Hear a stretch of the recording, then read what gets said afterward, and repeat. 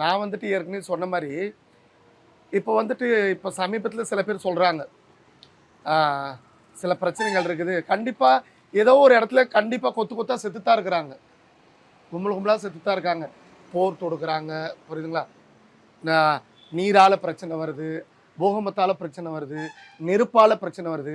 காட்டு தீ அங்கங்க பத்திட்டு எரியுது. எரிமலைகள் வெடிக்குது. புரியுதுங்களா? பனிமலை உருகுதுன்னு சொல்றாங்க. அதெல்லாம் வந்துட்டு ஏதோ ஒரு அறிகுறி தான். அது முன்கூட்டியே நம்ம வந்து எல்லாமே வந்து தெரிஞ்சு வச்சுக்கினா தான் நல்லது.